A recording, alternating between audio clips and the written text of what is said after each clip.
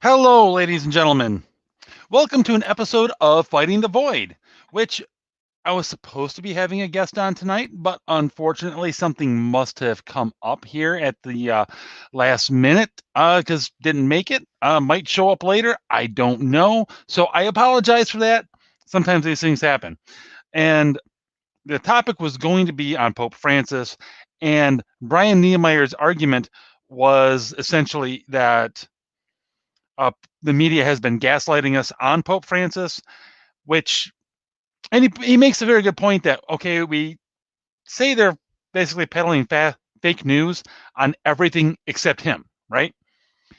It's a fair point. I think that in and of itself is a good point, and he brings up a lot of actually good quotes that Pope Francis has thrown out there, especially regarding the church's more controversial teachings when it comes to abortion and homosexuality. And I know they're from Pope Francis. I've seen them. I've seen some of them myself. Uh, but of course, then there's everything else. And now I'm not really going to go into this topic because Brian was going to be basically presenting his argument, which I'm not terribly familiar with, other than just what I just said. As far as the negative argument, the idea that nope, Pope Francis really is awful. uh, any idiot can look up examples of that and find them.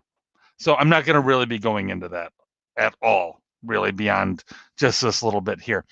Um, Suffice to say, I'm not a huge fan based on everything I've seen. I don't think he's the worst pope we've ever had. We've had some real doozies in the past.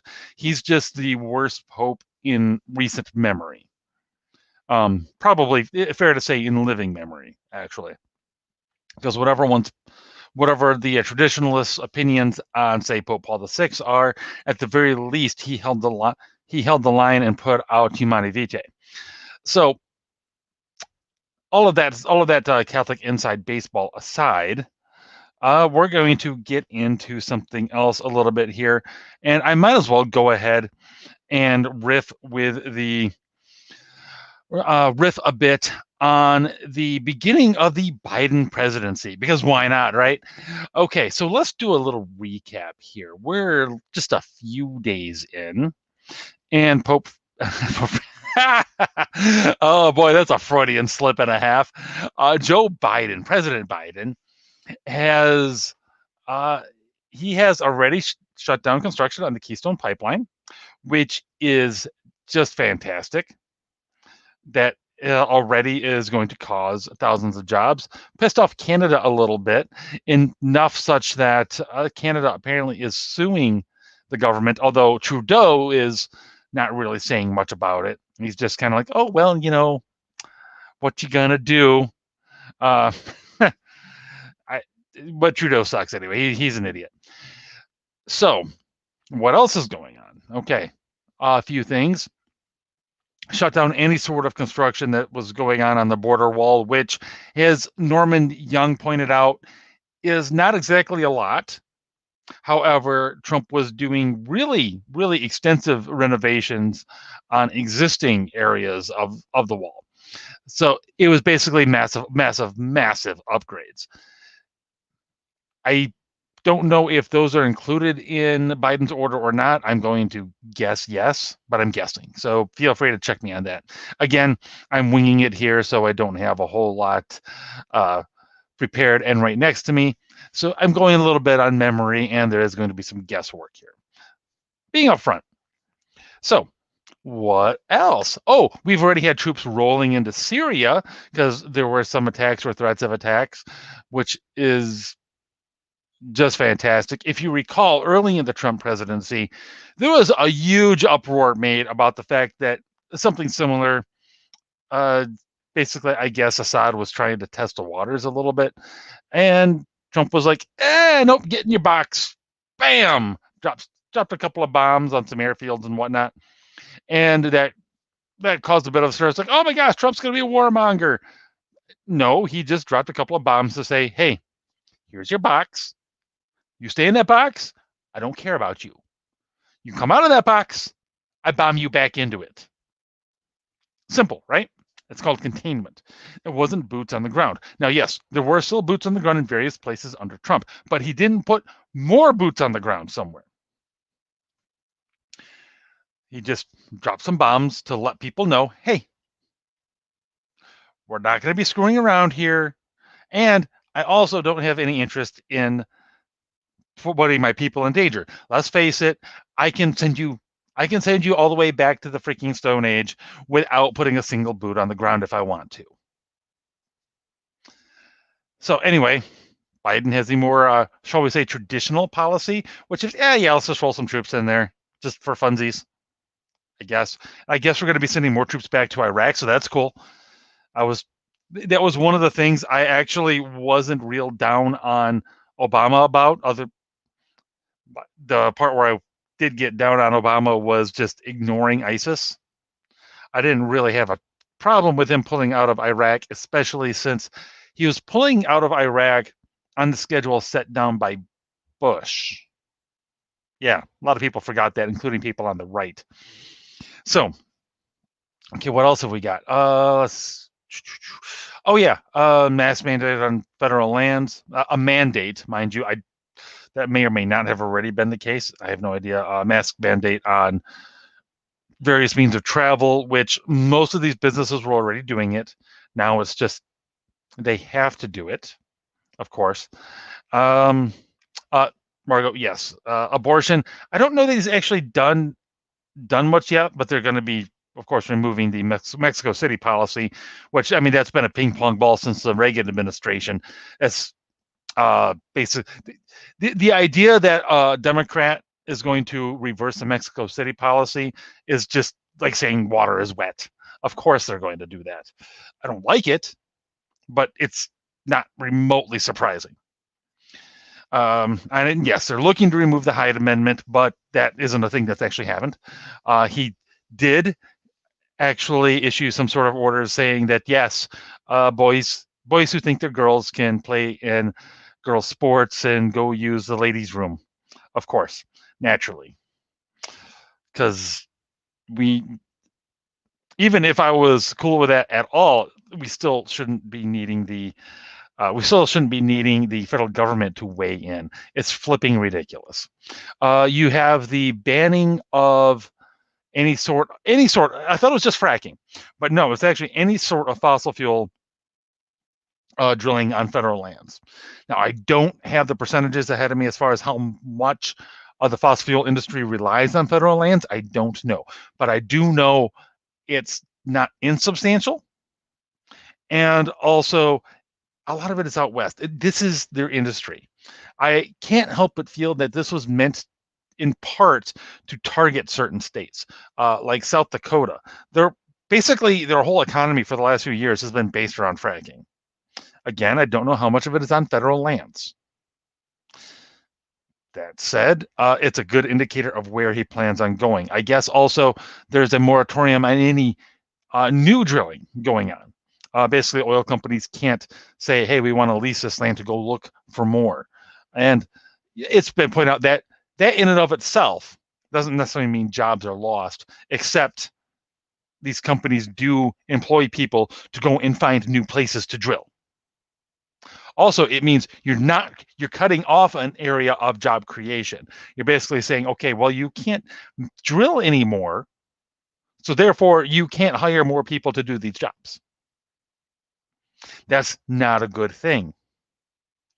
And we were already, and this is something that the right would do well to remember when they start criticizing Biden for the rise in oil prices and prices at the pump as well, which is going to happen. But something that the right would do well to remember, the fact that the prices had fallen so low and demand because of stupid COVID restrictions and this, that, the other thing has fallen quite a bit. That means that it's just not as profitable to go after some of this harder to find oil and natural gas that's in the ground. What do I mean by that? Basically, if they can't sell the product for a certain price, it's not worth the cost it takes to go and get it. Because one of the things you got to remember, especially this is relevant to the Keystone issue, actually, a lot of that is getting oil, literal, it's called oil sands. Basically, it's just oil-soaked dirt, more or less, from up north. And you can extract it. There's processes and everything to do that. But they're demanding of time, they're demanding of resources. It takes a lot of time and money basically to get that black gold out of the ground. If it's not physically worth it to go after it, well, they're not going to go after it anyway. So we were already looking at probably a reduction in production in the United States to some degree, but Biden's recent orders are not going to help that anymore. It's going to exacerbate what was already going to start to become a problem.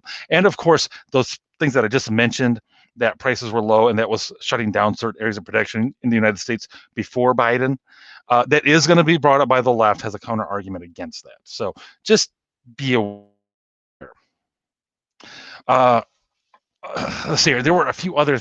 Seems like there were a few other things. I'm having a hard time remembering all of them at the moment. And I'm talking about things he's actually already done, and not things that it looks like he's going to do. But going back into the Paris Climate Accords, which we weren't a part of anymore. We had formally left that. It's a non-binding agreement. Now, the way these things typically work is everybody agrees to very, very lofty goals. Nobody ever meets them.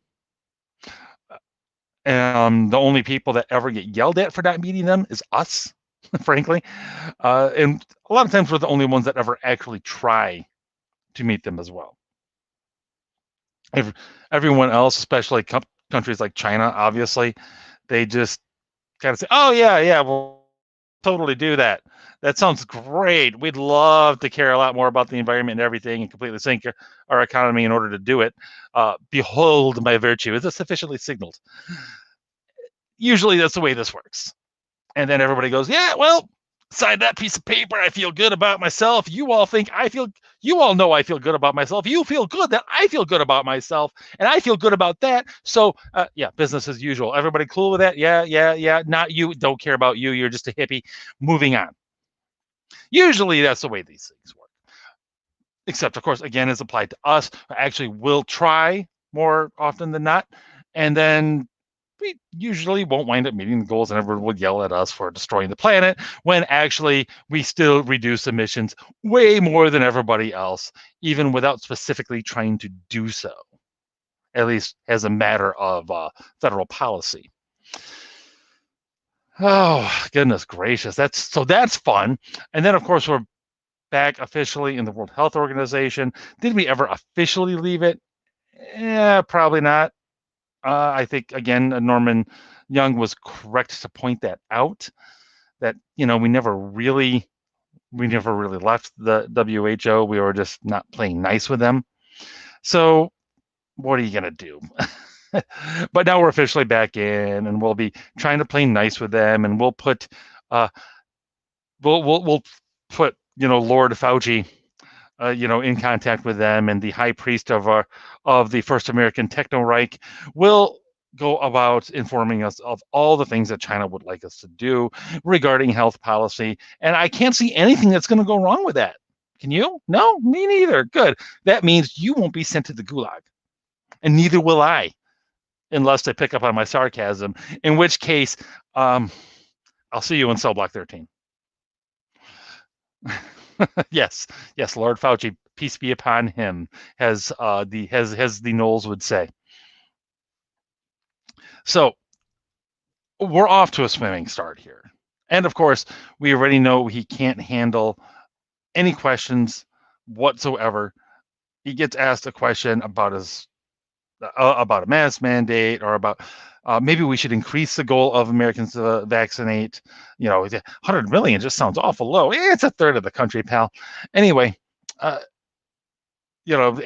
his response is, come on, give me a break, man. Of course, he was campaigning, saying, I've got a perfect plan and everything to put in place. We're just going to get rid of Trump's trash and drop my super awesome sauce plan right in there. And we're going to get right to the business of making everything fantastic. Well, you know what? That turns out that's not true. Weird, right? Who could possibly have predicted that? Not me. Anyway, he's more like, yeah, well, there's nothing we can actually do to change the trajectory of the virus for a few months, but you had a plan, Joe. It was going to make everything better. Not that I think things are not that I think things relating to the virus itself are actually bad. They're not. Just go ahead and Google the survival rate. I'm not going to repeat it again right now because, oh my gosh, any idiot can figure this out. Unfortunately, we are not a country of just any idiots. We are exemplary idiots. We are like cream of the crop idiots at this point. When other idiots go, hey, you know what? I'm feeling awful idiotic. You know what? So am I. I feel even a little extra idiotic today. America's like, you know what? Hold my Michelob. All right. I'm going to show you what idiot really looks like. Oh my gosh, is he wearing 4 masks? Yes, he is. Wow, that's amazing. And I'm sorry. I don't know. I'm suddenly feeling awful sarcastic. Maybe it's because I'm drinking a beer. I don't know. What am I drinking? Fat Squirrel from near New Glarus Brewing Company. It's Wisconsin based, and it's pretty darn good actually. I'd never had anything from these guys, never heard of them, but by golly, they make some fine beer, let me tell you. So if you're in Wisconsin or if you're ever nearby, Margot, you're actually not far. You should just go hop right across that border. You may even have it in your town. I don't know. Anyway, moving on from beer. It's and of course, COVID recoveries and everything. I've known a handful of people that have had it now. They've all recovered quickly, quite quickly, as a matter of fact. Come back to work and been fine and no problems. A lot of them, their wives had it. In fact, a lot of them, that's how they got it, was from their wives. And lo and behold, they're fine. Now, it's not to say that nobody dies from this thing. Obviously, I'm not saying that. I know people who have died. But, of course, I don't know anyone that has. Whatever. We'll see. Margot, see, this is a good comment right here. Let's go ahead and just bring this up. Pear cider with I don't know what that means. Repo tequila. So that's like tequila you drink right before you get yourself in trouble and you lose all your money and your car gets repoed. Which actually, let's be honest, that's all tequila, really. Anyway,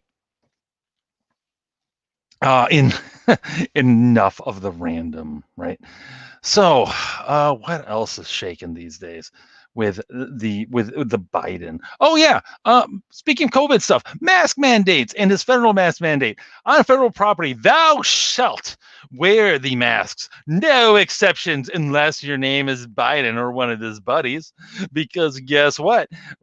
Practically right afterwards, he's like, yeah, I'm totally not wearing my mask on federal property, aka the Lincoln Memorial. No, which, he's given a speech and everything. And again, personally, I don't give a crap that he's not wearing a mask, except he just put out the stupid mandate. And of course, when called out, when a reporter asked his press secretary about it, she was all, well, he was celebrating and we take all kinds of precautions and everything. So it's like totes cool. Of course, she used a lot more ums and ahs and everything as she was going about it. I know I use a lot of ums and ahs too, which I really shouldn't, being a podcaster and all of that. I should be working my way out of it.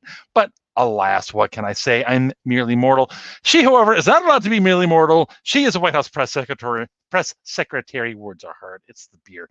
Anyway, she should be a little bit more professional than that, I would think, and not throwing out all the ums and ahs. She should actually have some prepared responses, kind of like the late, great Kayleigh McEnany, who was a fantastic press secretary, because honestly, she slapped the media around more than Trump did, actually. Frankly, that was probably just about his best hire. I mean, look at the train wreck that was frankly his administration, which it was a train wreck. People constantly in and out and everything. People undermining him left and right. Him saying, well, I don't really like the job that guy's doing and everything, and he kind of sucks. Are you going to fire him? Nah.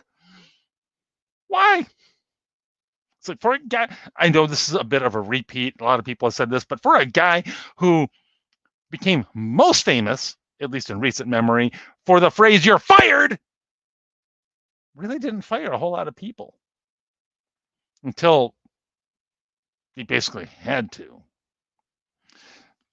It's kind of ridiculous if you think about it. I mean, really, the guy should have fired half of his administration in the first week. Shouldn't have hired, frankly, half of his administration. But anyway, you know, let me just finish up. Let me just talk a little bit more about Trump in the way he went out. He went out like a cuck, frankly. And I don't mean that I don't mean to convince myself to convince me that he wasn't going out like a cuck. He had to like declare martial law and everything, and just say, well, screw it, I'm going to stay president because I kind of like the job. No, he didn't have to do that, but he had to go out.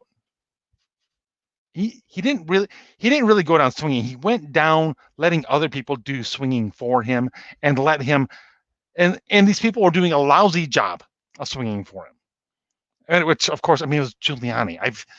I'll be honest, I have not been a fan of Giuliani for a very long time. Like, at all. I was kind of questioning that. It's like, when Crowder was having him on a fair amount, which I don't know what's happened to that guy. He seems to have just disappeared off the face of the earth. When Crowder started to have Giuliani on, it's like, well, maybe I've missed something. Maybe he's not maybe he hasn't become the hack that I thought he has. No, he's totally a hack.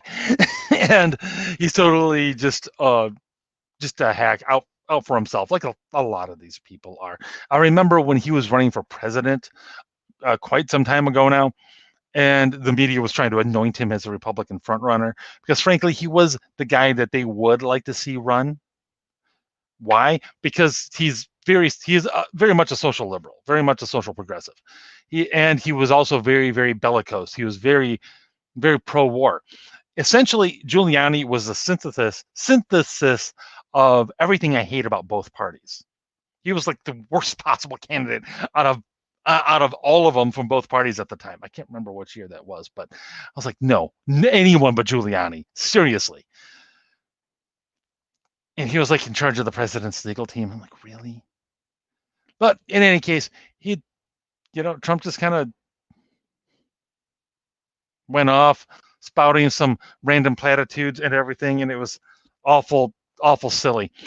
Anyway, I see that my guest is actually he just showed up, so we're going to shift topics and get back to talking about Pope Francis. So sorry for the massive gear shifts, everybody, but that's what's going on here. So here we go. Brian. Yes. How you doing? Oh, well, I'm running late, obviously. My apologies to you and your listeners for that. But the life of a jet-setting, best-selling author for you. Well, what are you going to do? I was checking it out, and I was like, well, he hasn't tweeted anything for 15 hours. Maybe something has happened. Yeah, I'm not really at liberty to... Fair enough. Exactly. There's some stuff going on behind the scenes. But not an excuse, just an explanation. Gotcha. Nah, no problem. I was just, going over some of the high/low lights of the first week of the Biden presidency, and the way Trump kind of went out much more like a lamb than a lion, and not thrilled about so many things. But that wasn't the main topic for the night. So we're going to do a massive gear shift, and the main topic for the night is the media totally gaslighting us on Pope Francis? And I already went through a quick little primer at the beginning of the extremely simplified version of your argument, Brian, how essentially we call fake news on everything else that the media says about everything. And but not Pope Francis for some reason, and the fact that Pope Francis has thrown out some very good, solid statements from time to time on things like abortion and homosexuality. But then you've got the other side of things where he's, at best, says a lot of things that are extremely ambiguous. So I'm going to throw it out to you to sort of lay out your case. Okay, yeah, that was a great segue. And there's a nice primer on my position.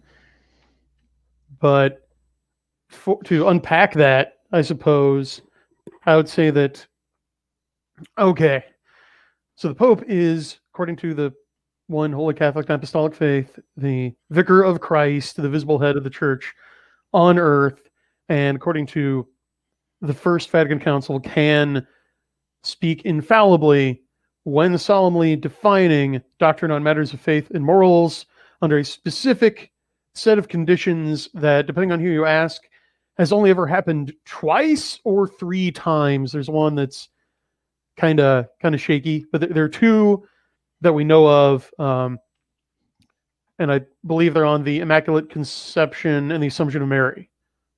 Right. Yeah. The infallibility issue is it's difficult to to completely narrow down, only because there are people who restrict it to extremely narrow conditions, or there's some that widen it out a little bit, but that gets into fuzzy gray areas.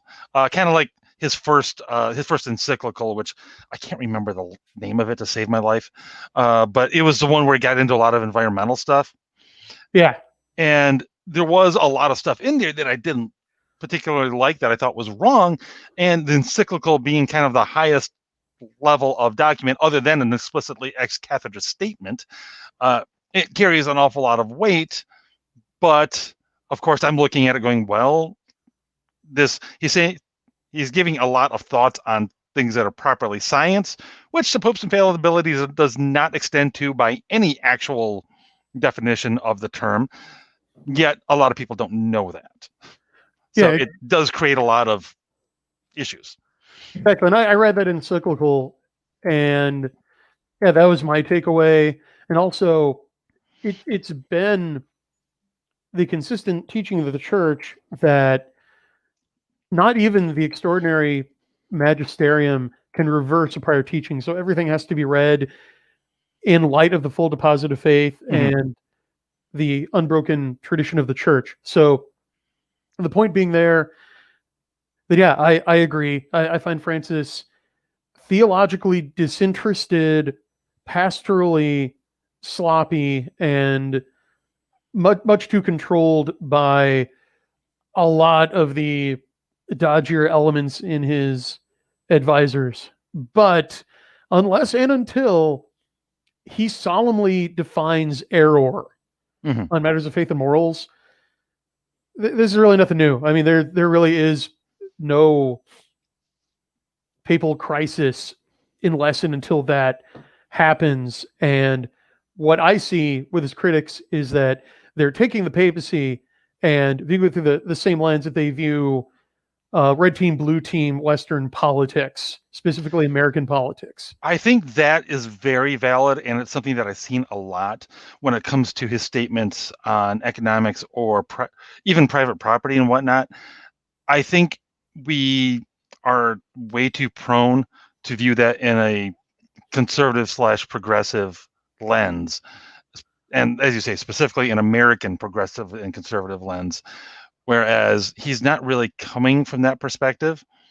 And also it's not the perspective that the Catholic Church is coming from at all. So it means something different than we would typically think if we saw that, say, the same words come out of like Sean Hannity, for example.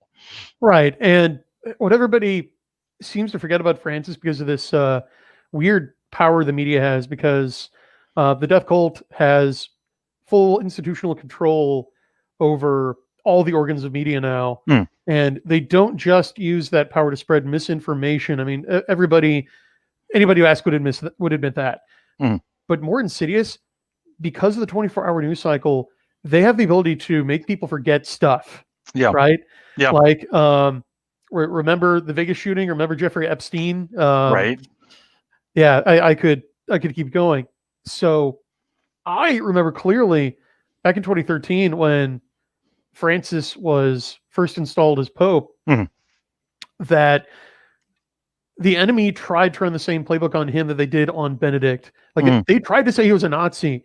because I remember that. yeah, the kidnapping, like they tried to connect him to the kidnappings of these priests in Mhm. Argentina, like under the reactionary regime there. And it was only when they couldn't get that to stick that they went with Plan B, which is, oh well, if we can't destroy it, we'll co-opt it. And so they have spent the rest of his pontificate trying to make him out to be a member of the blue team. When, I mean, personally, politically, I'm fully willing to admit that in terms of his personal politics, he might be. I mean, he clearly does lean more to the left in terms of politics and Mhm. policy than you or I would. But that's not the issue. And focusing on that risks dragging the church, this transcendent reality, down into the scrum of left versus right politics. So, I'd actually like to clarify just a little bit. So, would it be fair to say that your issue isn't that the media is flat out giving us false information on Francis? That's not the gaslighting that's going on. It's more they're just emphasizing one particular aspect of Francis and his thought. They're they're doing a full court press. I mean, they're pulling out all the stops to both highlight and magnify statements he's made that could be seen as supporting their agenda, while sweeping under the rug anything contrary to that. Like I made this meme based on information my buddy author J.D. Cowan put together, where I listed all these statements, like affirmed the rights of countries to control their borders and declared like gender theory evil and denounced gay marriage. And I put a picture of Pope Benedict next to Right. it. That's what actually prompted me to contact you Yeah. on this issue. Yeah. And at the end it said, "Be Pope Francis, pick unrelated." And it was amazing how many people didn't get that. And we're saying like, "Oh man, if only we could have Benedict. If only we could have a pope who would say stuff like this." I'm like, "Well, read the whole meme. We do. Our current Holy Father said that because, surprise, surprise, the Pope is Catholic." And right, to give some more historical context on this, okay, I agree. Francis pales before his immediate predecessors. Those of us in Generation Jones, Gen X, and Gen Y were really spoiled for a series of great Holy Fathers in a row. So he definitely falls below his immediate predecessors, two of whom are saints. But he is not even he doesn't even make the top 20 worst popes in history. We could talk about John the 12th, elected at 18, who actually ran the church as a pornocracy. He ran a brothel and gambling den out of St. John Lateran. Oh, that's bad. Yeah. That's worse. Yeah, seriously. He's like, "Oh, I'm going to open my own mother church with blackjack and hookers." And he did just that. But he never touched a single de fide canonical doctrine of the church. Right. And I do agree. That is one of the things that I do think the more the rad trad crowd needs to calm down and realize that, well, they should remember the history that they're justly proud of, that there's been a lot of really awful popes, like really bad popes, so bad that has such a bad reputation, including this guy, that women didn't really want to visit Rome because they were concerned for their virtue. It's like, yeah, Francis isn't that.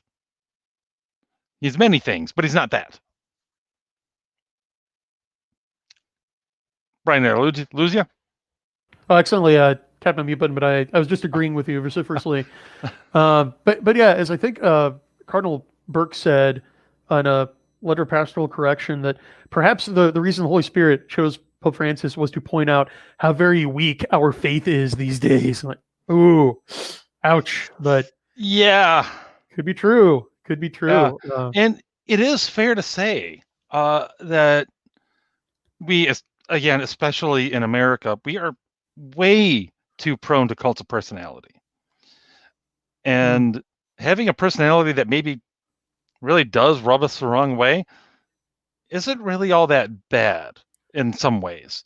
It should make us reevaluate, okay, why are we Catholic? Are we Catholic because there's a cool guy who's got our backs up there in the Holy See, or are we Catholic because we really believe it's the truth? Which one is it? No, I will fully admit that it's not just Francis. We wouldn't have ended up with a pope like him if there weren't problems of cowardice and corruption in most of the hierarchy. Okay, because I mean, just go online, look at what some like leftist integralist liberation theology priests like James Martin, famous whipping boy, say, and it just it makes evangelization that much harder because when you are trying to point out to someone who might be interested in Christianity, okay, well, this is like one mark of truth is that the church has consistently taught the same things on faith and morals for 2,000 years on these issues. And then they point to, well, what about the Cardinal Archbishop of Washington, D.C. saying he's going to admit Joe Biden to Holy Communion? What about these statements from James Martin, like in favor of homosexuality, like just coming up right up to the line and sometimes crossing the line of heresy? And like, these are your leaders, right? Like you believe in a hierarchy, right? And yeah, I wish the excommunications and laicizations were flying. That's what bishops are supposed to be for, is to rule on these issues, right? They're to rule and teach the church, and they're by and large not doing it. There's some good ones like Bishop Paprocki of Springfield, Illinois, who has refused communion to lefty Catholic and name-only hacks like Dick Durbin, for example. Good. Yeah, so they're out there. More like that, please. Yes. They're out there. But again, the press is a demoralization machine, and they're only showing us, they're only boosting the signal of the heretics and the corrupt. So that's probably have to keep that in mind. And of course, the statements of Francis that would line up with that, which, I mean, let's be fair, there are a lot of them. Well, of course, because for one thing, they cherry pick. So let's get into that. Because one thing I've noticed is every couple weeks, there'll be a new scandal where you get the rad treads like retiring to their fainting couches and clutching the pearls, like, oh, look at what enormity he said this time. And I look into it, I'm like, well, okay, no, that's not what the original Italian said, or it was taken out of context, or he just never said it. And then it's forgotten about because the news cycle brooms it. Moves on, yep. And then we repeat it where there's something new. So I like to try to catalog these so that the latest one would probably be like one thing I heard on another show I was on was, oh, he said that Catholics have to get the coronavirus vaccine. And no, he didn't. He just reiterated teachings from his predecessors that said that with sufficient good reason, it's acceptable to take a vaccine that was tested or like made from fetal tissue, which is not new. Francis wasn't the first to formulate that. It's just a principle of double effect. Right. I was discussing that actually with both my brother and my dad recently, and I found it interesting that we're relitigating this issue. Yeah, because I went through this like years ago reading about this issue. It's with something new that all of a sudden brings it up, and I think the best argument. I think there is an argument in favor of relitigating it. Is that our current approach isn't bearing any positive fruit whatsoever, which I think that's a very good point, and it might be reason to call for a more stronger stance. That said, we're following the directives of the church. It is definitely a gray area, especially if we're talking about lines that have just been continued on for a few decades, as opposed to something that is pulled from a line that was just that was just created from an aborted baby yesterday. Mhm. The timing does matter. And for people who want to say, because I know some will say, it's like, well, what does it matter if the grave evil was 4 decades ago as opposed to last week? Well, then in that case, we owe reparations to the descendants of slaves, and we should probably give our country back to the Native Americans. if Right. if time doesn't matter, then we should probably look at that. Yeah. Let's look at something else. So the biggest flap right before that were Francis's supposed statements calling for civil unions in that documentary movie. Remember that fiasco? I vaguely remember it. Like I See, yeah. remember it was, this is an example of the news cycle bringing it up and then, moving on to the next thing. So yes, I do remember that being an issue.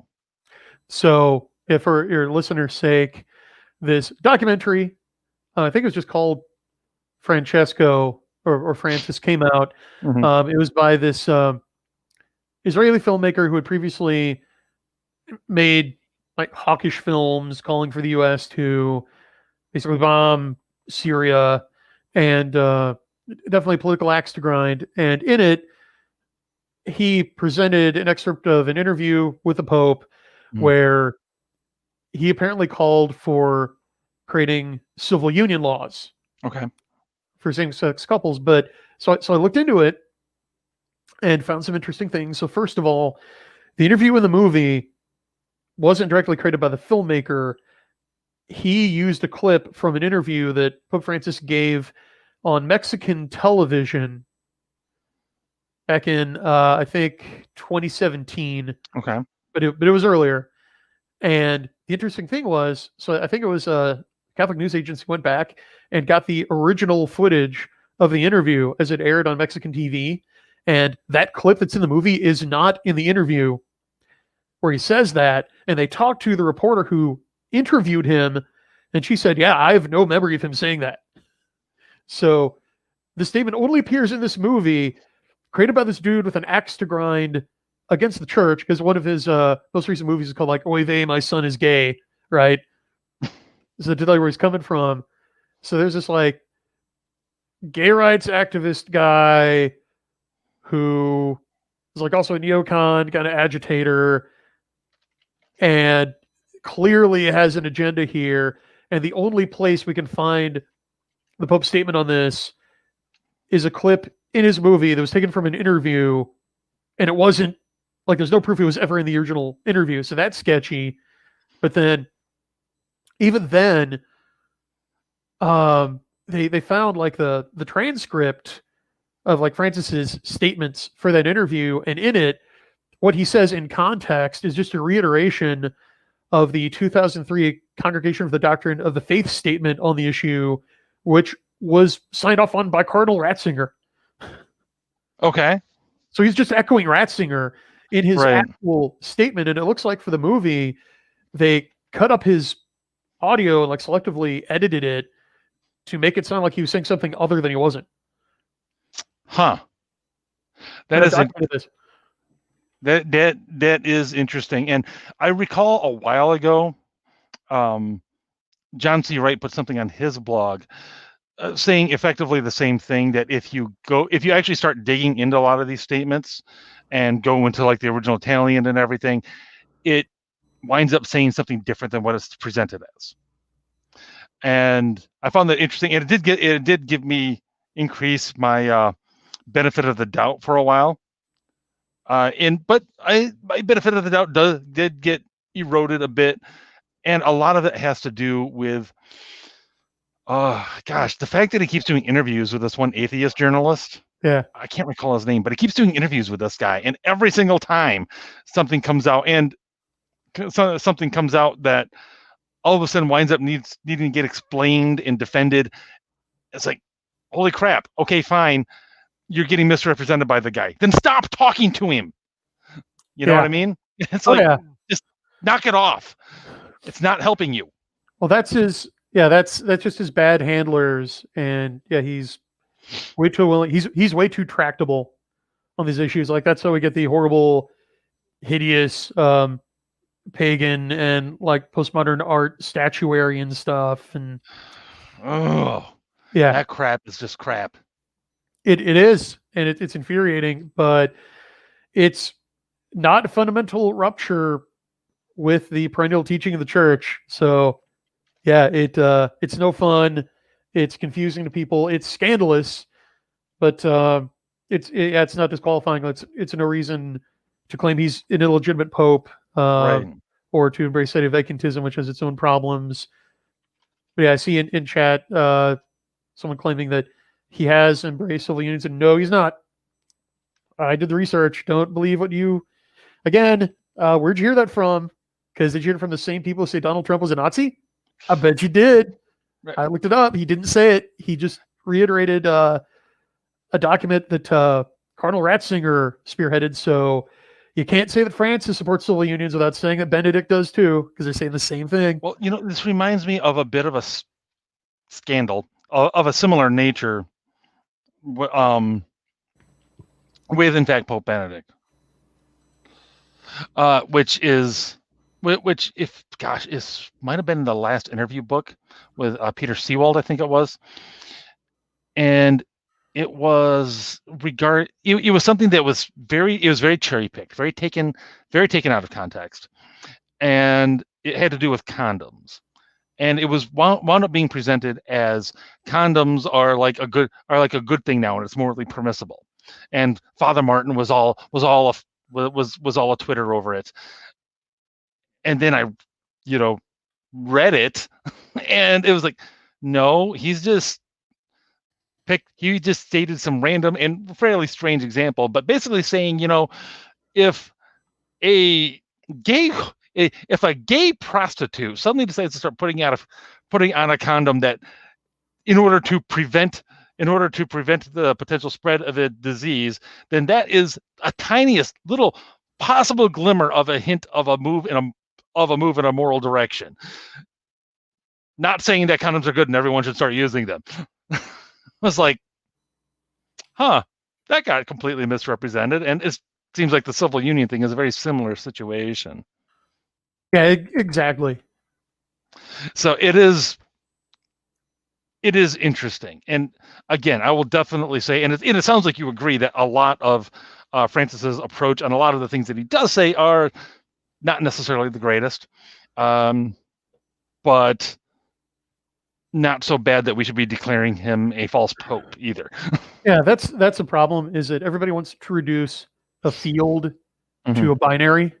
Yeah. As my buddy David Stewart says, and that the Pope can only ever be all holy and the best Pope ever, or a heretic, deceiver, apostate. There are plenty of options between there. There's a whole spectrum in between there. And yeah, I don't like Francis's performance as Pope. I wish we had a better theologian, someone who's clearer, someone with more of a spine who will stand up to his advisors and say, well, no, that's ugly. No, that's a pagan freaking statue. We're not having that.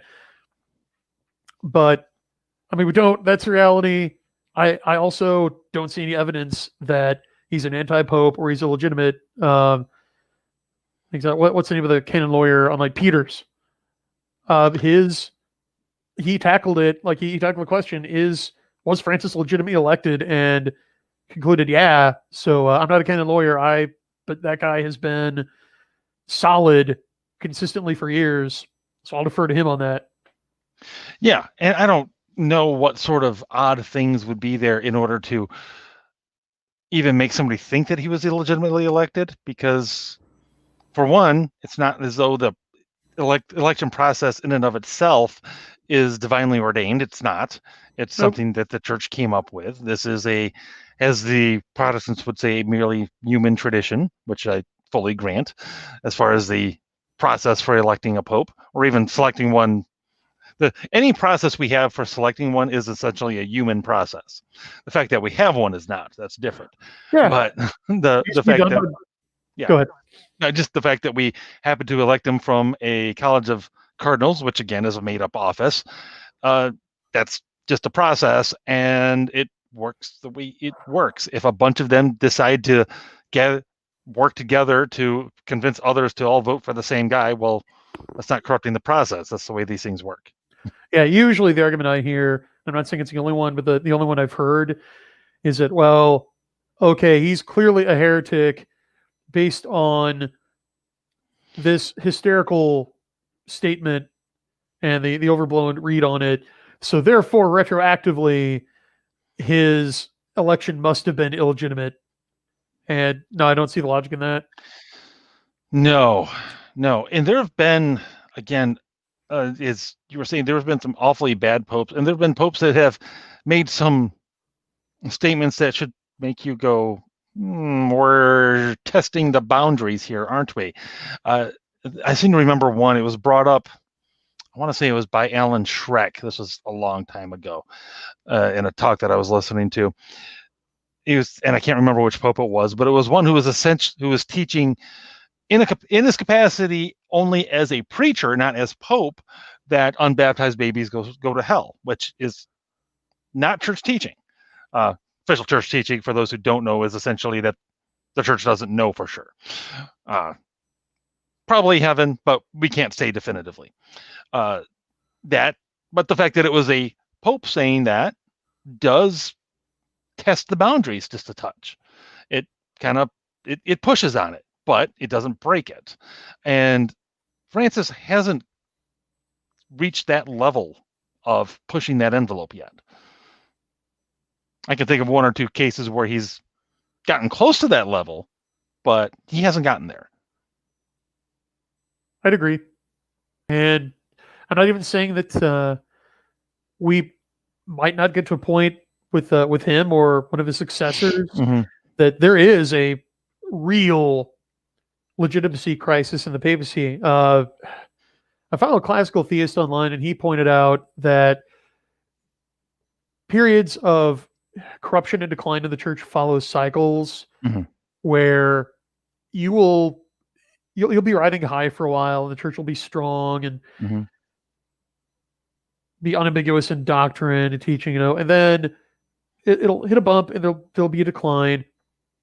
The clergy will get corrupt. You'll have rampant clericalism. They'll just be out of touch with their congregants, and usually those periods last a little while, like 30 to 70 years, but then they always trigger a reform movement, like the mendicant orders, or usually it's some kind of popular reform movement among the laity, or you often get a new religious order, like the Benedictines, etc., and they sweep through, and the church is left stronger than it was before. So, yeah, we're probably just nearing the beginning of, probably near the end of the beginning of one of these cycles, and brace yourself, because it's going to get a whole lot worse. See, Brian, that's not what people want to hear right now. Well, I'm afflicting the comfortable here, but that's it's not that I disagree. I'm afraid it is, in fact, going to get a whole lot worse in a whole lot of different respects. But yeah, at the end of the day, well, you know what? I am getting close here on the hour, so I guess what would you recommend people that are struggling with doubts on how to handle Pope Francis, people who don't want to give into either one of the binary options, either he's an anti-pope or he's the greatest pope because he's a leftist progressive. People don't want to put their heads in either one of these piles of sand. Where would you recommend they go to kind of keep things in perspective? Off of Facebook and Twitter and to mass. Amen. There was, because for the longest time, the vast majority of the faithful had no earthly clue what the Holy Father was up to, and they were fine. So I would say unplug from the 24-hour news cycle. Stop thinking of the Pope as just another elected official.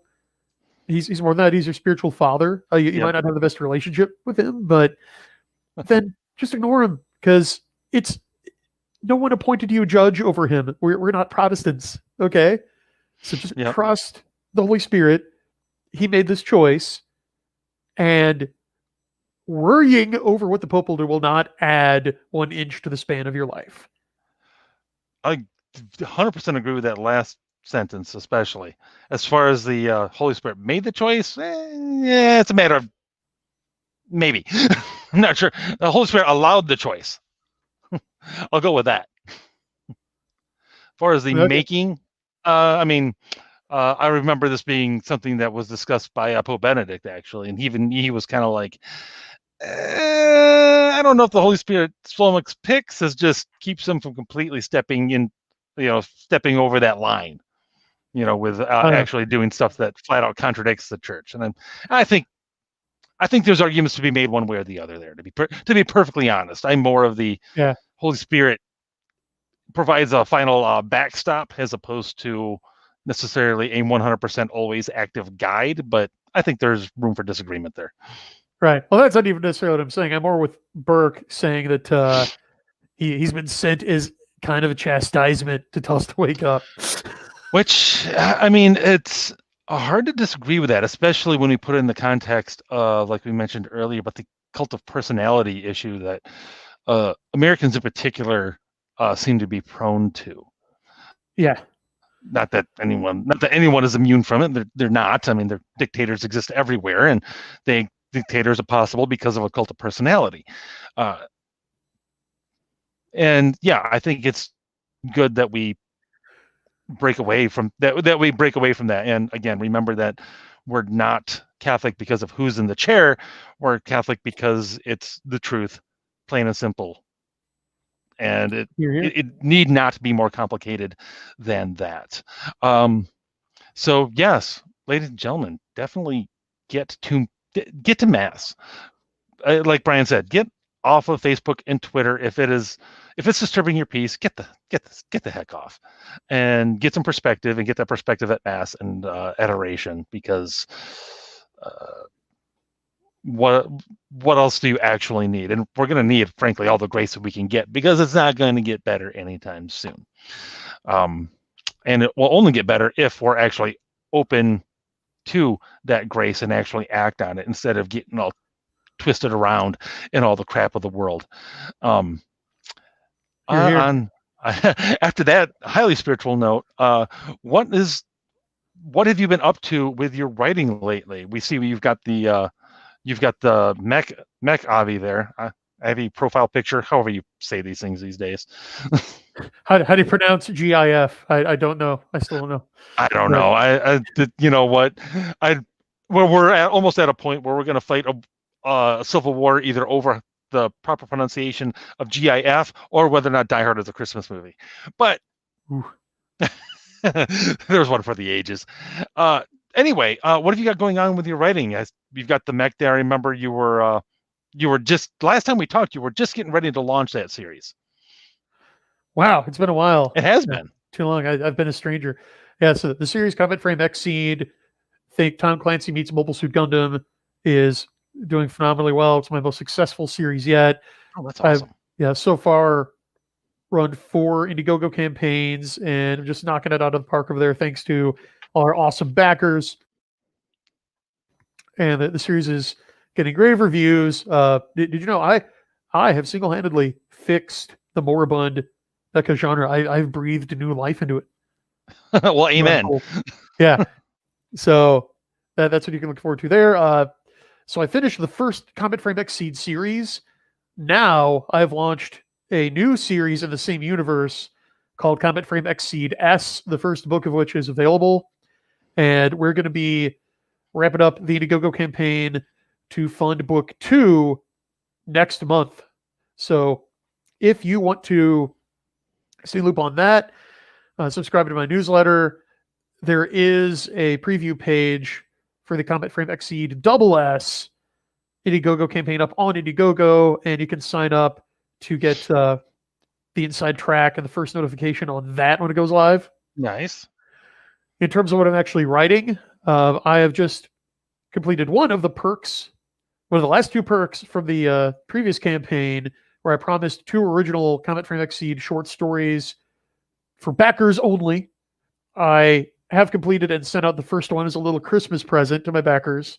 Nice. And I finished outlining the second and final one, and I'm going to be finishing that up this week. So if you back the campaign, you can find it in your inbox. If you didn't back the previous campaigns, there are going to be tons of sweet new exclusive perks for backers coming up next month.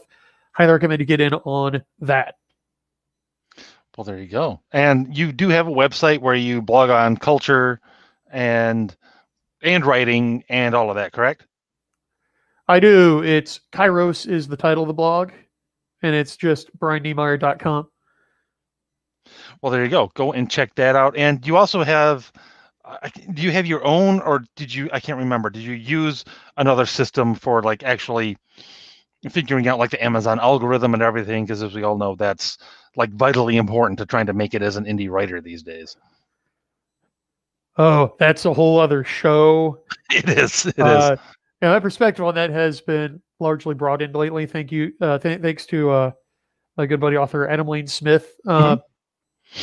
Basically, what we found with the algo manipulation is that a lot of the big hitters who profited greatly in indie over the last couple of years succeeded partly due to their knowledge of data science and to strategically manipulating the algorithm, but basically it came down to survivorship bias. Like I've had other really smart indie author guys who know their stuff and know the data science take a look at it and say that it was this black swan event caused by a confluence of factors. Mm-hmm. So knowing the algo is good, but because it changes so much, it is basically running amok right now, and no one, not even Amazon, knows how it works anymore.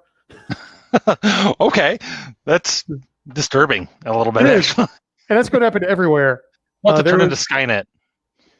Well, kind of, but except a non-self-aware Skynet. It's just this Chinese room that just does stuff, like just this really big math problem that will make self-driving cars stop and make like Dinosaur Jr. songs from 1995 rocket to the top of the Japanese Billboard charts because it happened to be featured in the background of some viral YouTube video, which actually happened. Okay, that's just not right. But that shouldn't happen.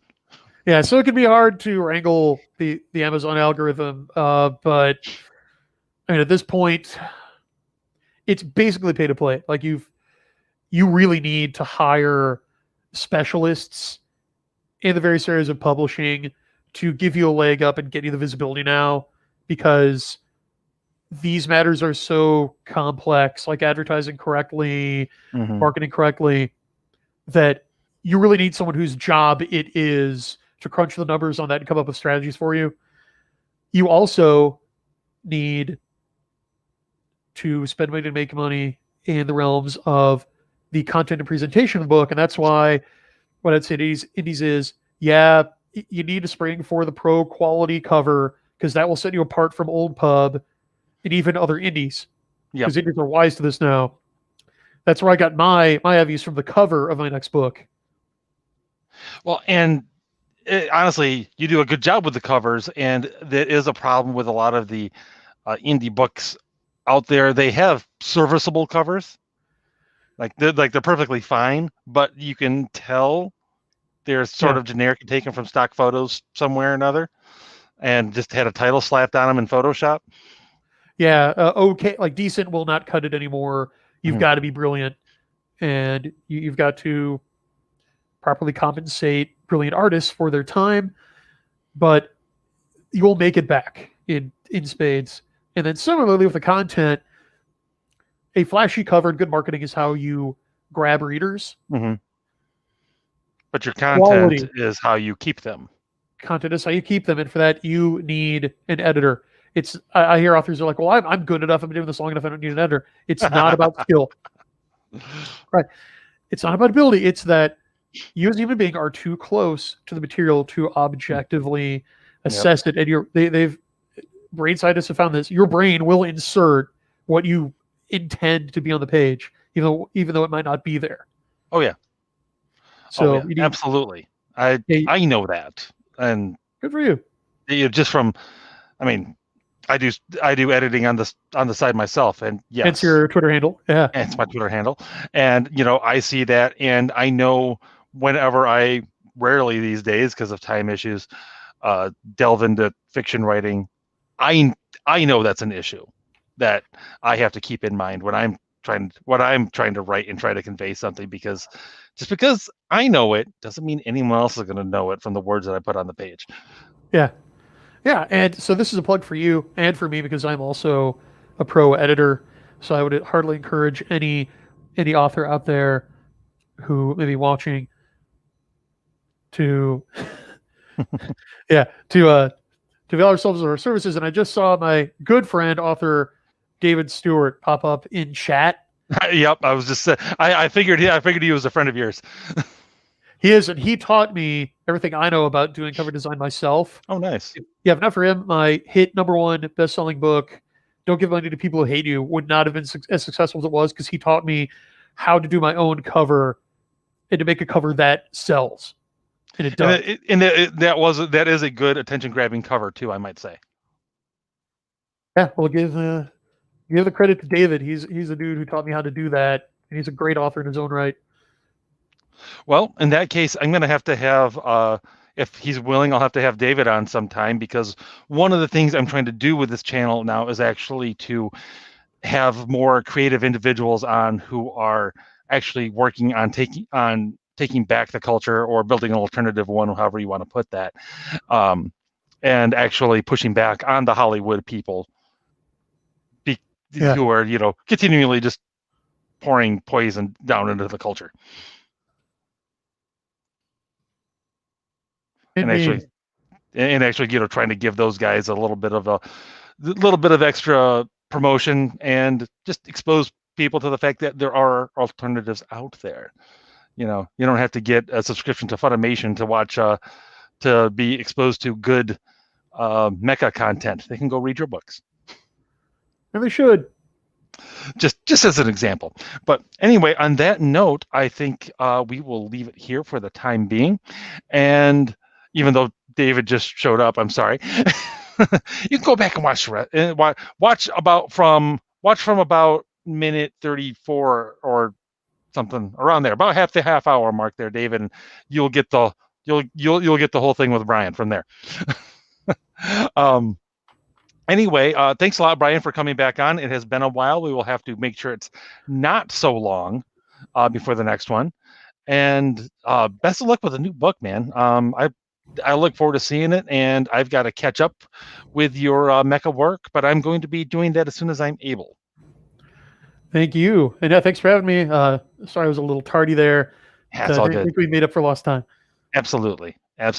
Well, until next time, ladies and gentlemen, we will be back. I'll be having actually another author on. My friend Declan Finn will be discussing potential directions of the COVID stand cult and where that's all going next week. And until then, keep fighting the good fight.